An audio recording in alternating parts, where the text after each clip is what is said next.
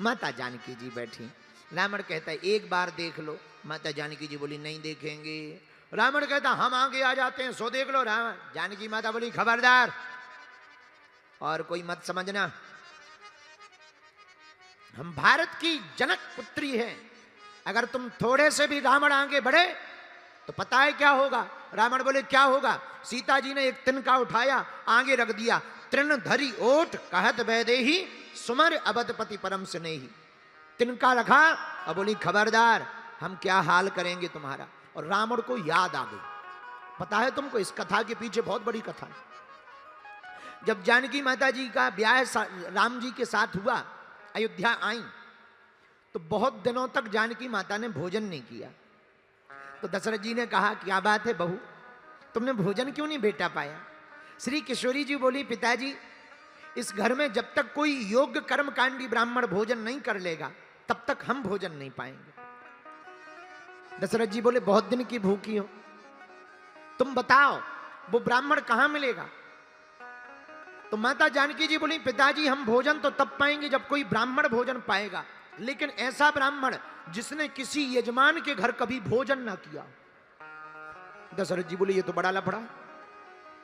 तो विचार किया गया राज्यसभा में कि ऐसा कौन होगा ब्राह्मण जिसने कभी किसी यजमान के घर भोजन ना किया हो। तो सबने कहा कि लंका का रावण है, इतना बड़ा आदमी है कि यजमानों के पास जाने की जरूरत ही नहीं पड़ी, उसी के घर पे सब खाते। तो बोले क्या किया जाए। एक पत्र भेजा दशरथ जी ने, और ये उसी समय मुलाकात हुई। अन्य रामायण में इसका वर्णन है, रामचरितमानस में वर्णन नहीं है, दूसरी रामायणों में वर्णन है इस कथा का। रावण आया, रावण आकर के बैठा। श्री किशोरी जी जानकी जी ने भोजन बनाया। भोजन जैसे ही बना करके परोसा तो दशरथ जी बैठे और रावण बैठा, और थाली जैसे ही रखी तो एक तिनका, एक तिनका उड़ करके रावण की थाली में गिर गया।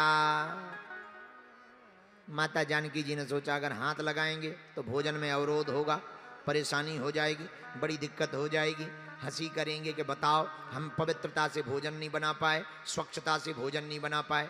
तो जानकी माता ने तिनका उठाया नहीं, एक नजर तिनका की तरफ देख दिया और भर नजर देखा तो परम शक्ति पराम्बा जगदम्बा आद्यश्वरी मां जगत जननी भवानी है जानकी।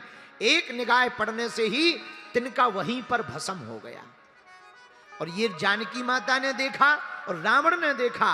रावण उसी दिन समझ गया ये कोई साधारण नहीं है। तो जब रावण हरण करके लाया और लंका में जब जबरदस्ती मुख दिखाने के लिए आगे बढ़ा तो जानकी जी ने तिनका रख करके इशारा किया, ध्यान कर लो, उस समय पे हमने थाली का तिनका भस्म कर दिया था, आज तुमको ही तिनका समझ करके भस्म कर देंगे। ये जानकी माता का संकेत है। और हम नहीं कह रहे, रामायण में सुंदरकांड में चौपाई है, तृण धरी ओट कहत वैदेही,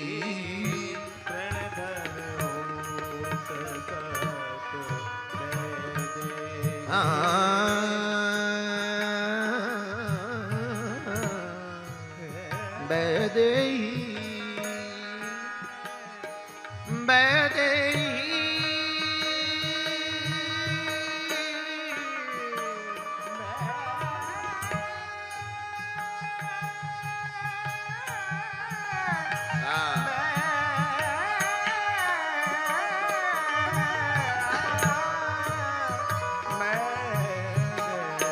तृण धरी ओठ कहत वैदेही,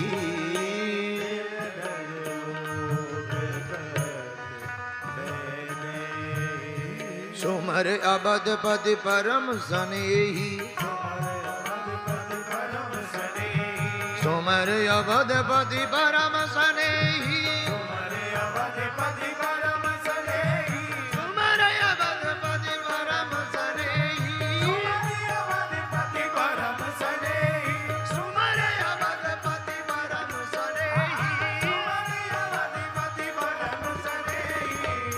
तिन धरी ओठ कहत वैदेही।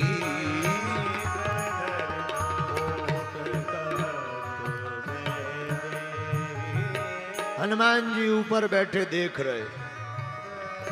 अब क्या होगा। रावण नाराज हो गया। माता जानकी जी बोली हो जा नाराज, तू रावण होगा अपने लिए, तू हमें जानता नहीं, हम कौन हैं। रावण बोला कौन है।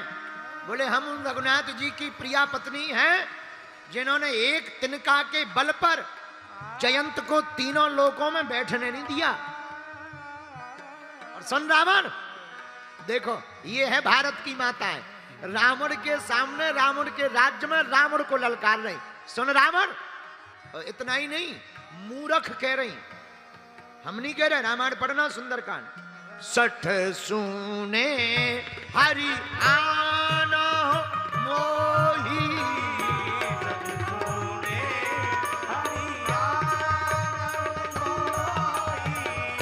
ए मूर्ख, तुम हमको अकेले में चोरी करके ले आए हो। अगर हमारे सरकार होते, चोरी तो दूर की बात है, हमारी तरफ देख नहीं पाते, वो भस्म कर देते। और ना मानो तो पिछला रिकॉर्ड स्टेटमेंट चेक कर लो।